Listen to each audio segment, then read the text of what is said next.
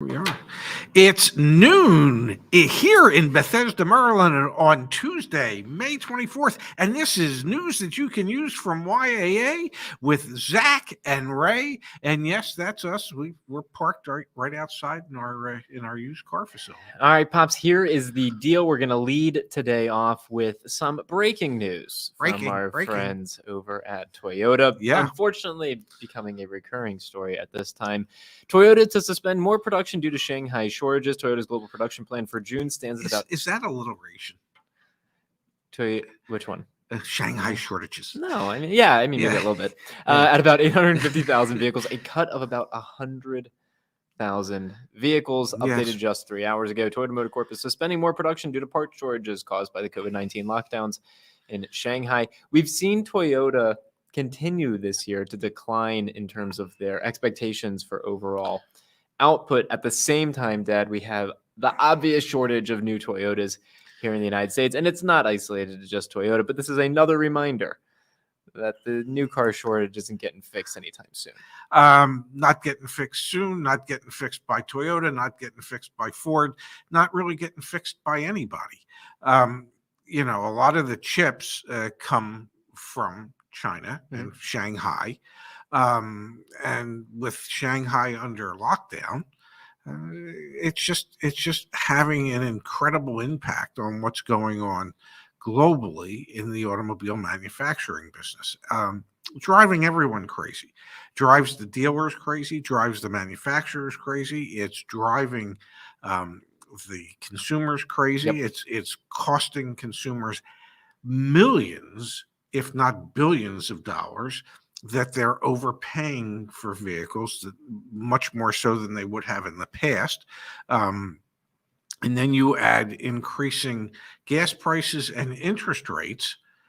And my goodness, it's getting harder and harder for people to be able to afford a vehicle, whether it be new, used, or something in between. Now, I want to show some data here, Dad. We have an awesome monthly industry report that came out from Cox Automotive just today. They're going to start doing monthly reports. Makes for great fodder for this show when they come out.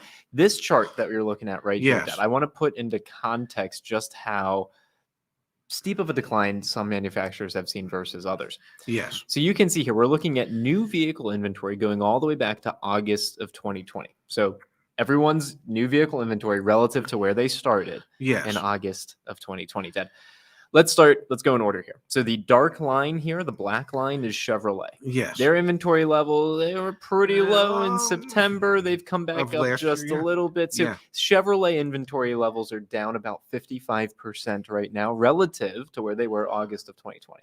Wow. That's no bueno.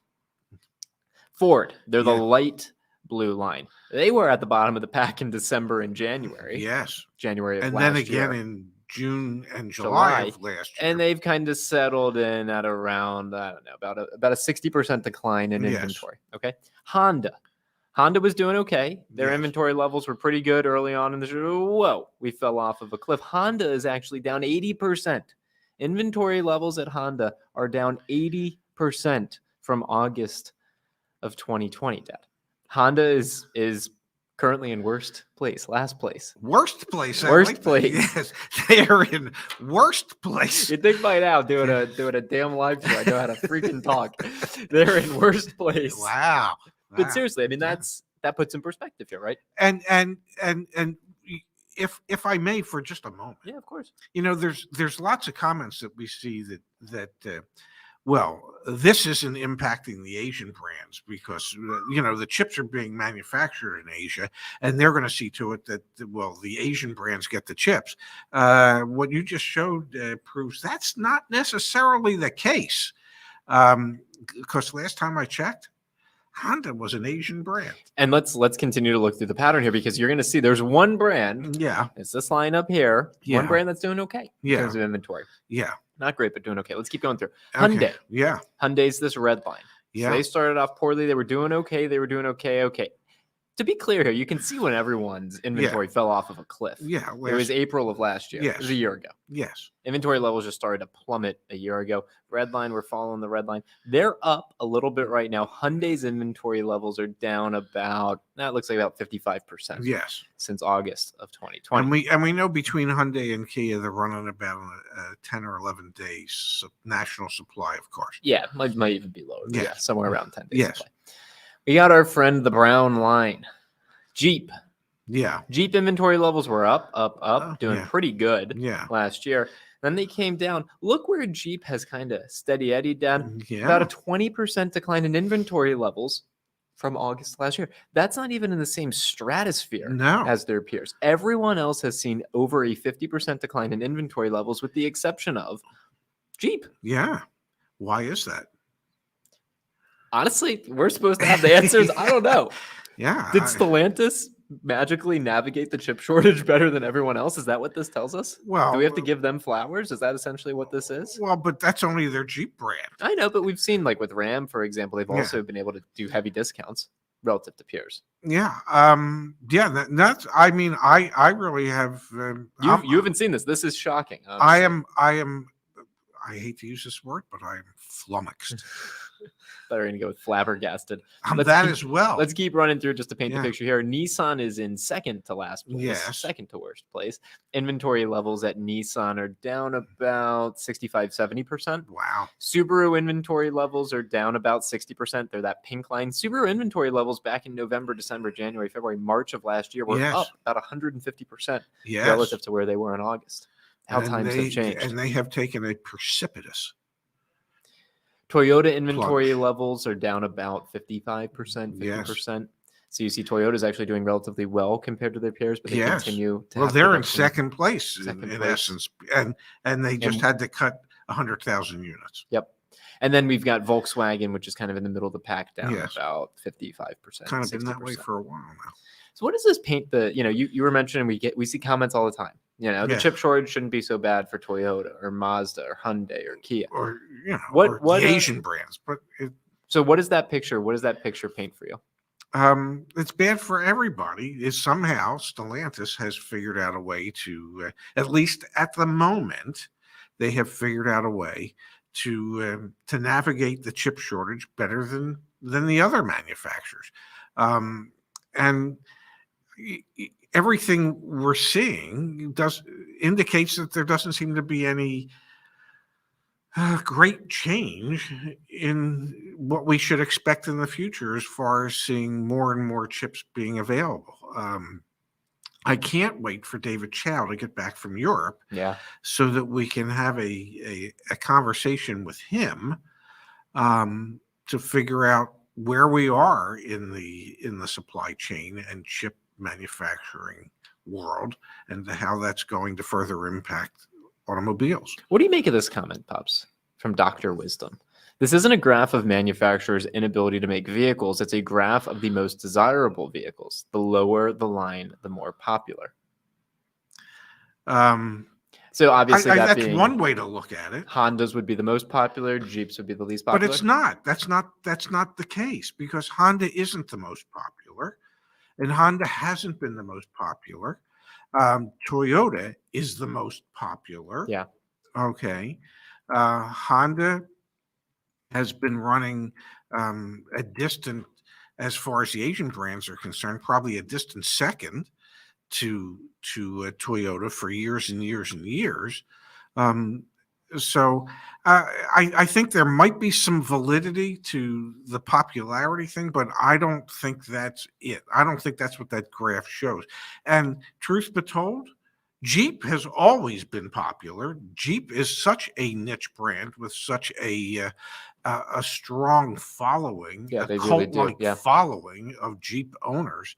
So I as I say, I think there might be some validity to that, but no, I think it has more to do with how they're navigating the chip shortages. What do you make of this, Pops, from Derek? At this point, is it really a shortage, or are they just saving for next year's models and the fact that people don't have excess money to spend? I think that there could be some truth to that, but there is a shortage. To deny that the shortage exists is kind of foolish.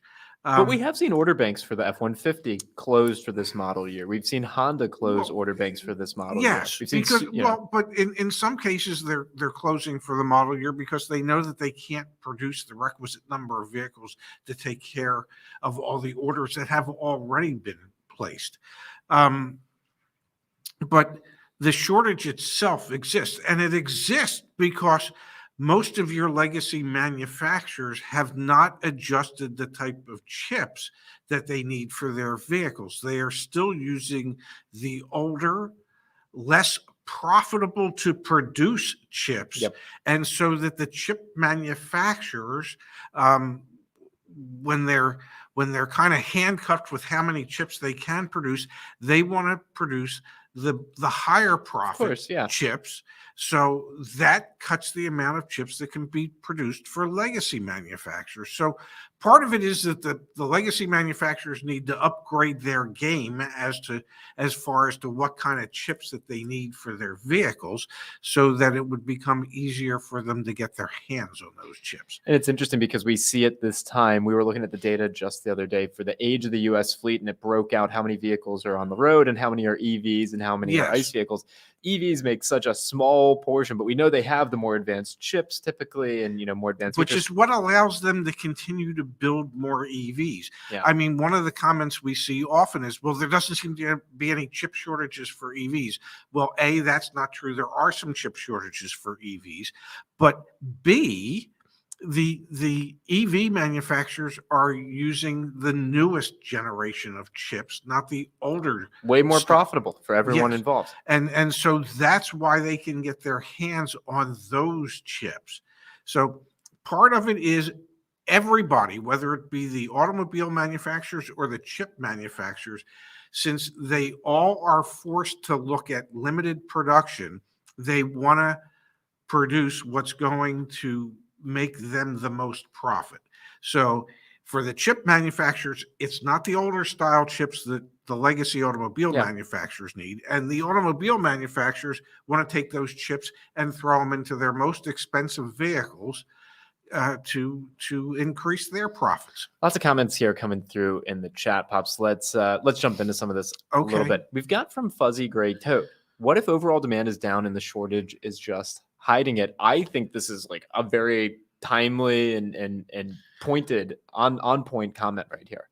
I think we are starting to see demand slow. And I think we are starting to see that it's the combination of the two. Demand starting to slow. Yes. And also to this comment from Tom, I would think all of the quote stimulus ballers are broke now, so not many cars would be selling anyway. We were looking at some reports earlier for subprime credit. Yes. Delinquency rates on subprime credit loans are higher than they've ever been in 15 years. Yes. So you do have kind of a mixture of, there's a shortage of cars. We know that. There's also now a shortage, I think, of consumers who are able to spend and afford these vehicles. Both of those combined, they counteract each other. Supplies going down. Supplies stayed down because of the new car shortage production. But also demand should be going down now. It'll be interesting to see if we're at a little bit of like a leveling off, which leads to this question from Krister. Like, how does this affect car prices? I wouldn't be surprised if we're about to be in kind of like a middle ground area. There seems to be a confluence of many events Well said. that are happening at the same Flummoxed confluence. Yes. You're carrying the team today. Almost a perfect storm, in a sense, of things that are happening at the same time. And then when you add in the potential for the government to finally declare that we're in a recession. And it was that one group. What's the one group who does the? I forget, but yeah. And then inflation. So all these things are coming together all at the same time. Yeah. Now, if all that comes true, then typically what happens under economic conditions like that is people pull back. People won't spend as much money. So there should be and will be less people in the market. However, having said that, there has been pent up demand for 2.5 years with limited supply.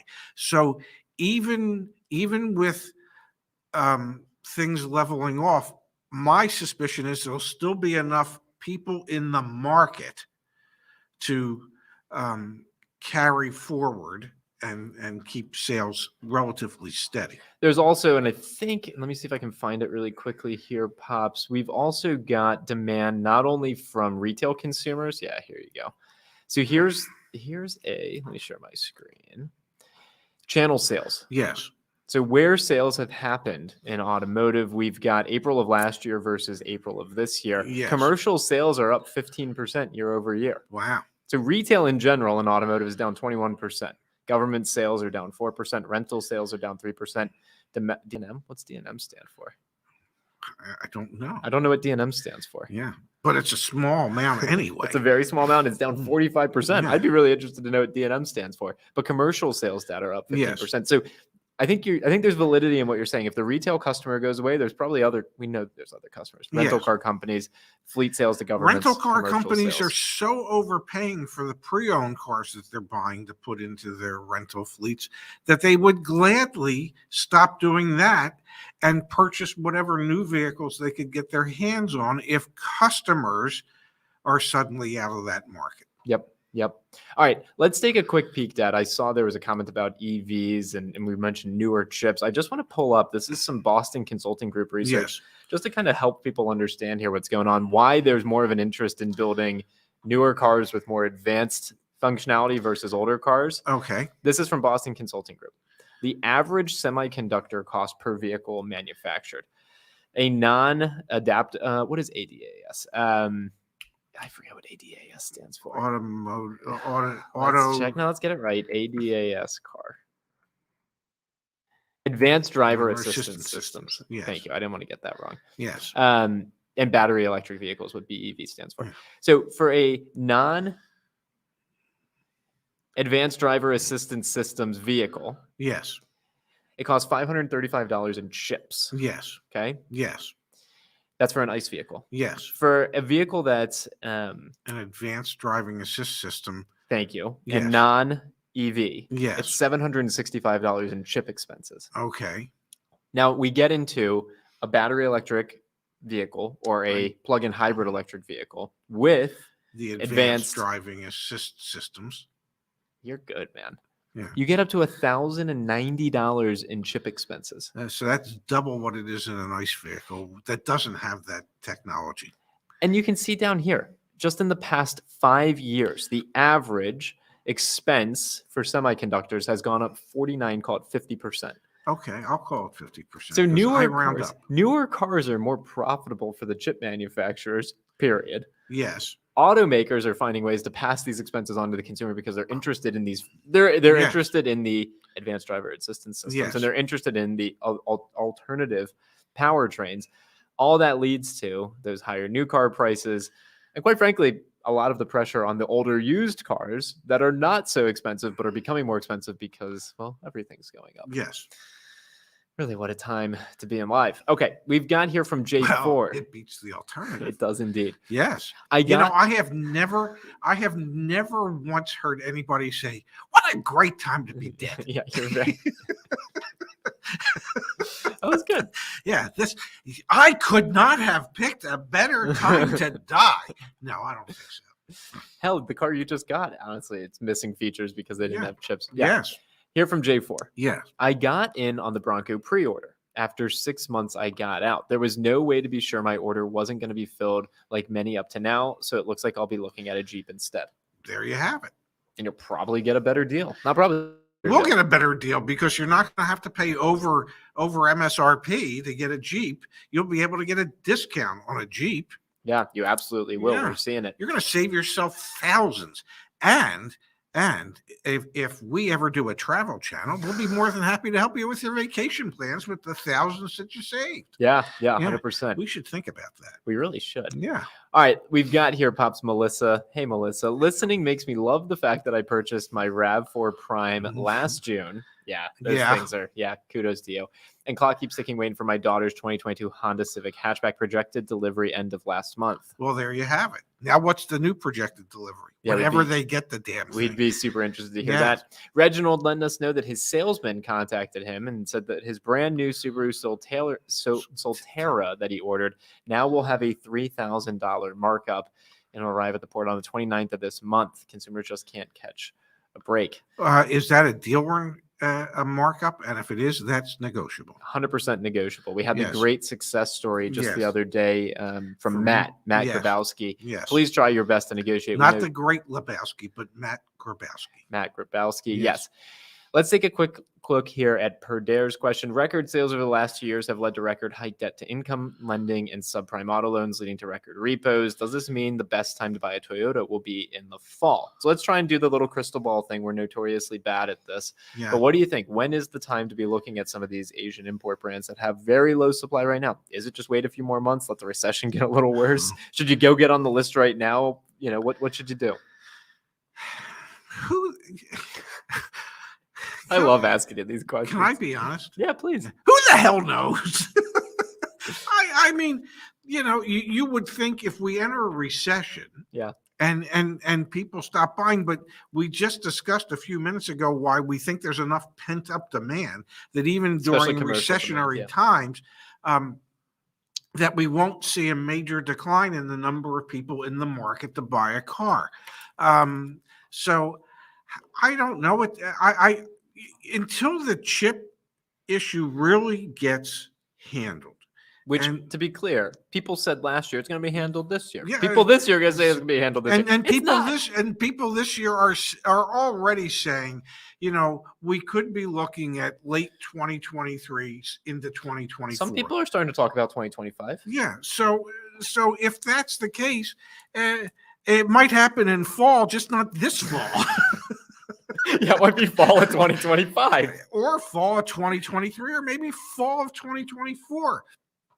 There is, you have to realize that between last year and this year, there will be about 18 million new cars that were expected to be produced that will not be produced. Okay. It's a big number. And here's the thing that you really have to realize is they were also expected to be sold. Not were they just expected to be produced, but they weren't going to be produced if they didn't expect to sell them.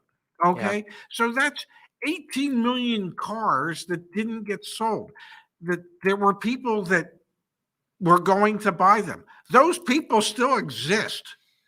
So once things start building back up again, there were 18 million people that missed buying a car that will be back in the market. So, will fall be good? Fall of whenever. Yeah, it's impossible to be able to kind of like put your, and I agree with Igor, 2024, 2025 at best. Yeah. We've got someone in the chat saying 2026. I think 2025. I think things start to look a little bit better in 2025. I'll be excited to talk to David Chow. Let me say one thing to you. Huh. Since a week ago, I guess it's 2 weeks, this Thursday. What are you getting at? Everything looks clear. Yeah, you got cataract surgery. No, I get it. Yeah. I want to pull up that. We had mentioned it briefly earlier. I want to pull it up. This is from KBB just the other day. Yes. This is subprime car loan defaults rising. Maybe this helps with some of the used car shortage. In March, 8.5% of subprime borrowers defaulted on their car loans, according to Equifax. That's the second highest total on record, the highest in the past 15 years. But here's the thing to realize, and having spoken to Chip the other day, my friend who buys for a large dealer group, they've already seen a slowdown in used car sales. So consumer demand dropping off. They have definitely seen consumer demand for used cars drop off. They have seen the number of used cars that they're selling on a monthly basis slow down dramatically. So I'm not sure that there is going to be as much of a pre-owned car shortage going forward if the demand is declining dramatically as what we have at the moment. So if subprime loans go bad at an 8.5% to 10% rate and there's more repos and there'll be more cars, those cars might not have been necessary anyway. I hear you, but yeah, there's so many factors at play. Yeah. I do think if the consumer demand drops off like that, like it is just, it was here. Falls off a cliff. Falls off a cliff, which, heck, with the way inflation's going, the way interest rate raises are as aggressive as they are, it could happen. And if it does, then if you've been sitting on the sidelines, what's the Warren Buffett quote? Be fearful when others are greedy. Be greedy when others are fearful. I've So heard that the saying. moment everyone's like, like what do we do? Yeah. Yeah, you could probably go buy yourself a used car. Yes. I think it's going to be a little while because you've got to remember used car prices right now are still up 50% from pre-pandemic times. Yes. Yes. That's a big cliff to fall off. It'll be a while before they come down, but I think we're starting to see signs. Well, and if you talked to Chip the other day and he Yeah. said, "Hey, we're seeing slowdown in consumer demand," that's helpful. I mean, he literally sells for They're in some of their stores, their used car sales are off 50%. year over year or month over month. Month over month, and from one month to the next, and they're starting to use their pre-owned cars more as price leaders to get people in than they had been in the past. That's not to say that they're not making money selling the used cars. They're not making money hand over fist selling the used cars. Yeah. And they're making incredible money on their new cars. And even with the slowdown in used car sales, between new cars and what they're selling used car wise, they are on pace for record profits for this month. Wow. For the highest profits they've ever had in their history. I want to pull it up on the screen. We'll talk a little bit about new cars here just for a second. So this is going to be year to date, how much growth we've seen or share gain we've seen by different automakers. So you can see down here in the bottom left, Fiat sales are down 60%. Buick's market share is down nearly 60%. Jaguar's market share down nearly 40%. These are going to be the ones where you can get better deals. Oh, absolutely. Yes. But then you also see the reason Honda's down because here. They don't have any cars. So it's if you're out there and you're thinking about buying something, or if you're out there and you're thinking of selling something, it's this balancing act of how much supply do they have and how little interest are there from most consumers so that I can come in and I can make one of the things I used to always say when the manufacturers would offer 0% interest on certain vehicles. Well, the reason they're offering 0% interest is because there's zero interest in the vehicle to begin with. The customers didn't want them. And the only way you could get the customer to take them was to, not charge them any interest. Look at this from Tom, Dad. I work for a subprime lender. Repos are getting worse every day. There you have Can't be too surprised, honestly. Yeah. No, I'm not. It was a matter of time. Well, if the cost of food's gone up, if the cost of gasoline's gone up, if the cost of heating and cooling your home has gone up, if the costs of everyday items keeps going up, and people have to make a choice between, food for their family and making the car payment or delaying the car payment, well, then the car payment's going to get delayed. You can't eat the car. It's so sad, but yeah, I get you can cook in the engine compartment, but you cannot eat the car. Not if you buy one of them fancy EVs. All right. Yes, that's true. Let's bring a little levity, a little different storyline. Yes. Mercedes to cut European dealerships, move to direct sales and global distribution overhaul. Mercedes will cut 10% of dealerships worldwide. Yes. but but there are no plans. But not in the US of A. So one of the projects that we're working on, Justin on the team is working on this, and he sent the outline to you and me and Phil. He's working on a pretty deep dive expose of like, why are there car dealers? Yes. And you know what? Just reading his overview, why are there car dealers dead? I think there's one word that sums it up.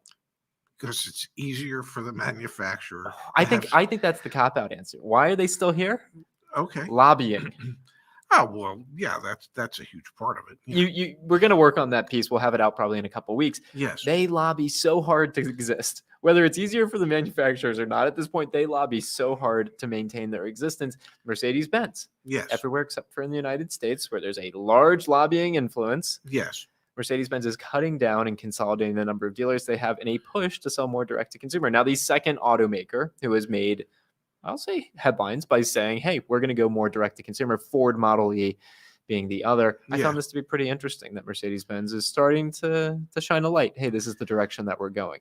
Yeah, but it might be easier for them. Obviously, the reason they're doing it in Europe is because it's easier for them to do it in Europe. And Igor also makes a good point. Not really. Mercedes is cutting 20% of dealerships in Europe, only in 2 countries. That's Belarus and Russia. So maybe there's some deeper storylines to actually read there. Well, and I will say Igor has connections. Yeah, he probably would know. Yeah. Yeah. All right, let's do a quick really, you've got to be kidding me, and then we'll call it. I'm not reaching for the headphones today. I don't need them. I know what it sounds like. I don't. Well, you haven't listened in a while. Really? You gotta be kidding me. Okay, Pops, you've probably heard of this story. I would hope you've. Whoops, please don't call us. Yeah. You've probably heard this story. Yeah. Bob Brockman, Yeah. the former CEO. I guess he is the current. Yeah, no, Of former. Yeah, Reynolds and Reynolds? of Reynolds and Reynolds. Yeah. Reynolds and Reynolds Yeah. is a large dealership management software. Yes, Like yes. suite. They do everything. Yes. Bob Brockman ruled competent to stand trial in U.S. court for tax evasion. The reason this is today is really, you've got to be kidding me, is because Brockman, who's 80 years old, Yeah. was claiming that his dementia Yeah. it precluded him from being able to really inform his lawyers Yeah. for his 39 count indictment, Yeah. accusing him of evading taxes on $2 billion. Yeah. The reason it's really got to be kidding me is because you can. That's ballsy. That's gutsy to say, hey, you know what? I wasn't competent then. I'm not competent now, but it was only $2 billion. Yeah. It's only $2 billion taxes I evaded. Here, I will share another. Really, you have to be kidding. Huh. I believe it was in the 80s or early 90s. And there was a situation where Honda factory reps could be bought. What do you mean? They accepted bribes to make sure that some dealers got cars while others didn't. Mm. A rather large auto group, the founder of that group, and he also has a race team, NASCAR race team. Well, during the trial, he had cancer. Okay, and he was dying, and he had and it was it really, you shouldn't prosecute me because, well, health wise, I'm just not doing well. He's still around today. When was this? In the late 80s or early 90s, whenever the hell it was. Capitalism knows no bounds, man. No, money knows no bounds. Yeah, If you have greed. enough money, you can get away with anything.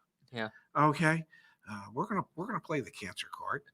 We're gonna play the D card, the dementia card. Which, to be crystal clear here, we have incredible empathy. Like my mom, your what passed away from lung cancer. Absolutely. Like this stuff's If terrible. it's real, It's terrible. When yeah. you leverage that, Yes. it's like, come on, get out of here. $2 billion. You're gonna play yeah. Yeah. That was a big thing with Honda. I mean, just solely their reputation. And yeah, just say. You can still buy your allocation reps. It's still happening, right? Well, I just said money can buy you anything and get you out of trouble. Yeah, it really. It can. happens every day. There is no justice in America. Well, you remember that one time for rich people. you grounded me, and then I paid you off. I don't quite remember that bribe. Mom grounded me, and I paid you off. You grounded me, and I paid mom off. I'm not sure, but I'm sure you worked one parent against the other. All right, let's call it a show for today, Pops. We will be back tomorrow at noon Eastern, 9 Pacific, with more news that you can use from YAA. And hopefully tomorrow, our dear friends at Black Book will have gotten us the damn data. More important, tomorrow is my dad's 71st birthday. Please join us. Tomorrow will be a fun show. Please join us. 71st birthday. We look forward to seeing you then. Okay. I can't wait to start a fire in this building with all those candles burning on that cake. There is a Dad, cake you with cannot candles. say that. No, I'm sorry. All right. See you guys. Have a good one, everybody. Thank you for being here.